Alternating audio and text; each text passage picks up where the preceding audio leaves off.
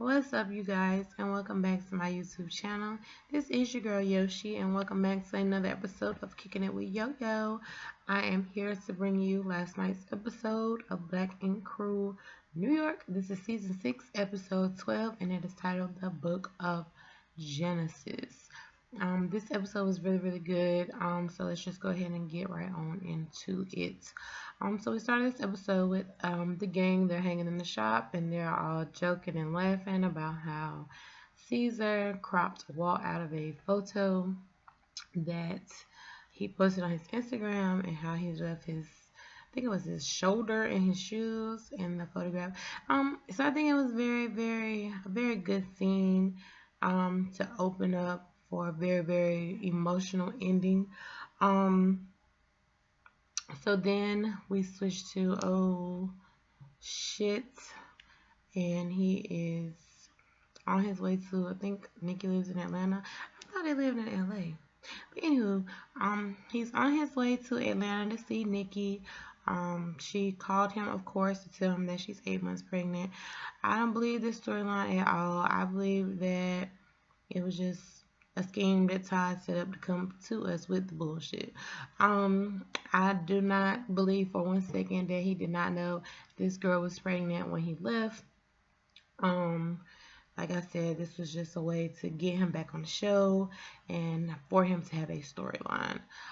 So of course he gets to Atlanta to find out it was a false alarm. She was having some mini contractions.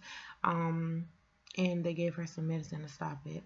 They talk, and of course they're getting back together. I personally don't think Nikki and O'Shea ever split up, but anywho, we don't really care. But congrats to them. We did see later on in the episode that they did give birth to a beautiful baby girl. Her name is Nova Rose, I think, something of that nature. But she's very cute. She was born 4 weeks premature, but she is healthy. So congrats to them. Then so let's talk about Bae. She comes in the shops, tell everybody that she's getting married, which is very exciting. Bae is one of my favorite characters on this show. I really love her. I love her personality. I think she's a great addition to the show. And she tells them that she's getting married in 2 weeks. So everybody's like, girl, what? Skirt? But then we kind of found out when they go dress shopping that Rob don't even know that they get married in 2 weeks. So Bae said she just gonna spring it on him like he sprung his sperm on her, and she's just gonna put it all in there and then turn around, bend it over, and bust it right open for a real nigga. So hey, do you, girl? I feel like, honestly, Bae is trying to rush this marriage because of what her mother said to her in the episode when they went to Korea. And she said that, it's a Korean tradition to be married before you give birth. That's what anybody, especially if you're religious, people do feel like you should be married before you give birth.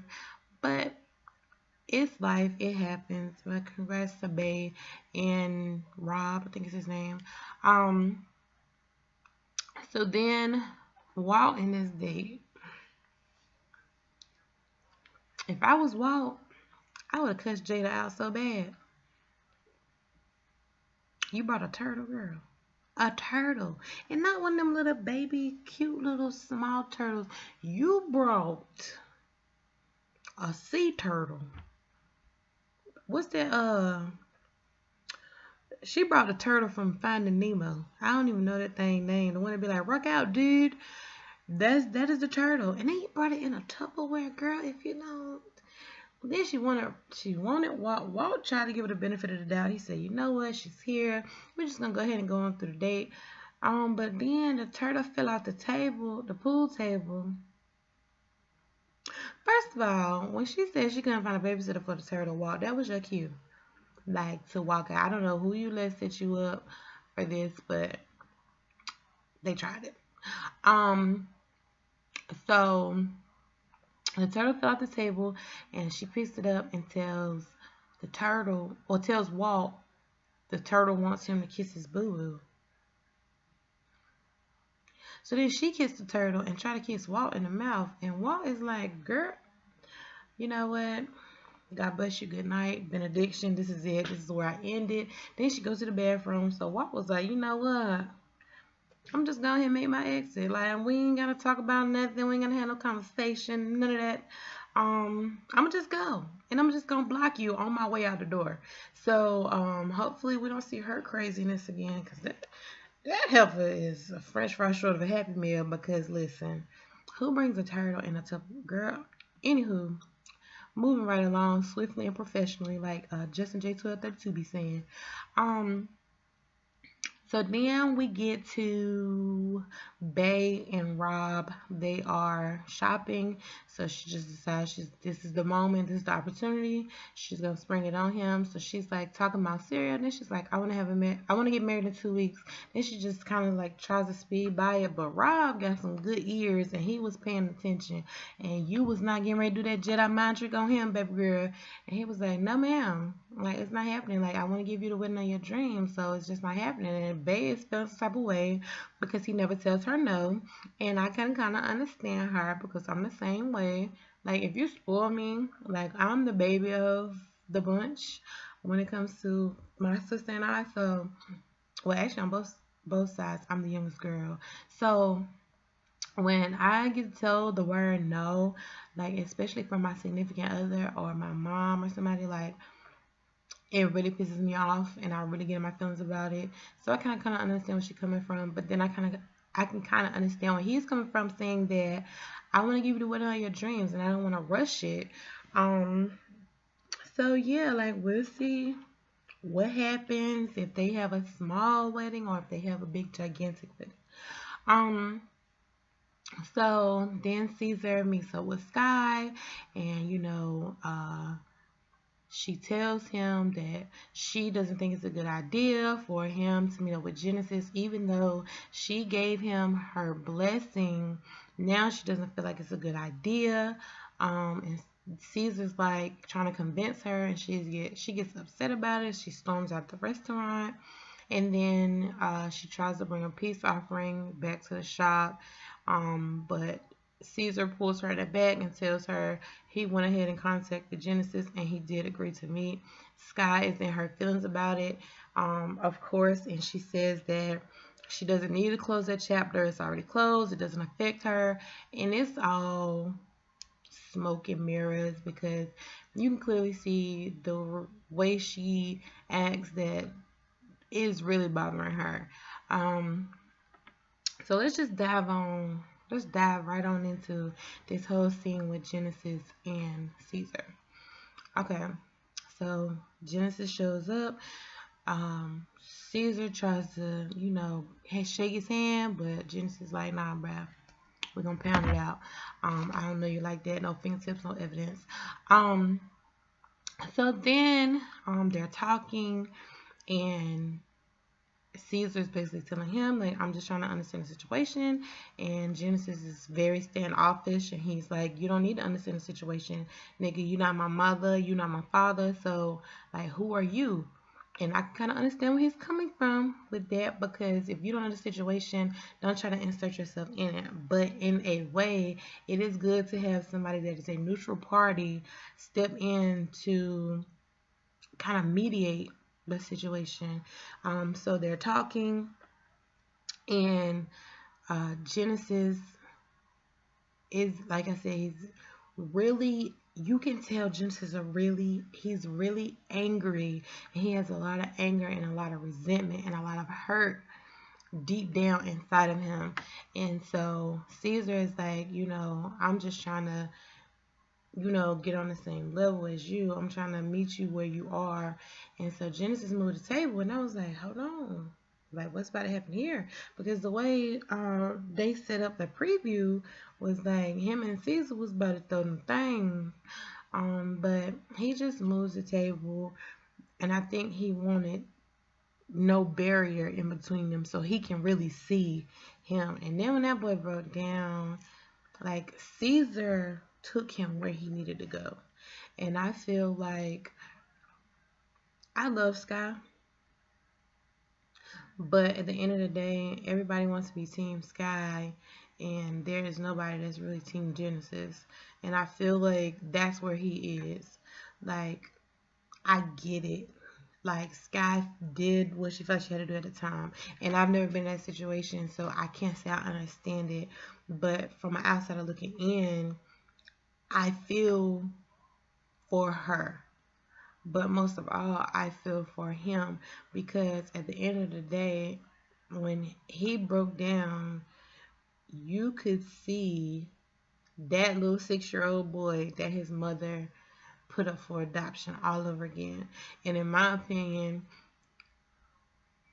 he needs to stop being exploited.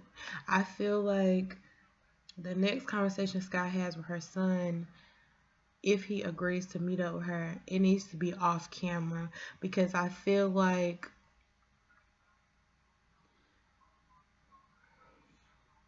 even the whole conversation with Caesar, I feel like should have been off camera because there are some things that you don't need to publicize. And I feel like with his dad and with Duchess and whoever else is doing these interviews with this child, like they're exploiting him. And I don't feel like it's right. But I was grateful that Caesar took time and he was calm in his delivery and he really met Genesis right where he was. And I feel like he tried to be so hard and then it was just like everything surfaced and he explained like how he was in jail and he was watching the show and how, you know, his mother was getting fake breasts and fake boobs and a fake coochie cat. Like, I get it and I understand it because at the end of the day, it makes me wonder, even through her hurt, even through her tears, even through all of that, is this all for a storyline? I feel like even when she met up with her other son, I feel like those are moments. This is the first time you've seen your kids face to face physically in 15 years. Why not do that off of camera? Why not be able to sit down without production or without other people around you because it makes it look like it is for a storyline. And I feel like that's how he feels. Like, I'm seeing you on TV, and I know that when Sky first started, she was really just an extra. She was one of the mixies, I think that's what it was called. And she said she was working at Macy's part-time, and then she, on her lunch break, she would come and film. And I understand that, but if it's kind of a hard situation because when you have children that you put up for adoption, you don't want to disrupt their life. And I get it and I understand it. But at the same time, I don't know. Like, it's just a hard situation. And I feel like you have a lot of people on the outside looking in. And until you've been in that situation, you can't really be Team Sky or Team Genesis. I'm Team Truth. And I'm Team Right. And I feel like while Genesis' delivery is wrong, and he has the right to be angry, he has the right to be upset, he has the right to be hurt, he has the right to not want to talk to her ever again. And she can't blame him. She can't fault him for that. Like, my heart goes out to Sky, but my heart really goes out to Genesis, because in that moment, I really wish that Caesar would have just grabbed him and hugged him, because it looked like he was on an emotional battle within himself. And I feel like it's dangerous, and he's already been in jail, and I don't know. It's just a really hard it's just a really hard situation, and I hate that it's being played out on reality television, because it's such a serious matter. And I feel like, while it was great to see Caesar mediate, there needs to be another party involved. There needs to be somebody who's licensed, a licensed therapist, to really help him get in touch with those emotions, because if not, it's like a ticking time bomb, and he's just gonna tick, tick, tick, tick, tick, and then he's gonna boom, and he may be in a worse situation than what he is in now. Um, so I just feel like, if he does agree to meet up with Sky after his conversation with Caesar, I feel like she should do it off camera, because at the end of the day, he's still that 6-year-old little boy, and until he deals with those emotions, you just never know what's gonna happen. Um, so that's my take on last night's episode of Black Ink Crew. Let me know your thoughts down in the comment section. Remember to thumbs up this video, like and subscribe to my channel, pretty please. Tell your friends about it. And I will have up the last 2 episodes of Love and Hip Hop New York, and then the last 2 episodes of Love and Hip Hop Miami. I'm not gonna go all the way back. I'm just gonna go from the last 2 weeks and finish up. So just let me know your thoughts on the whole Sky and her son debacle, and I will be back shortly with my review on Love and Hip Hop New York. And y'all have a good night. I'll talk to y'all later. Bye.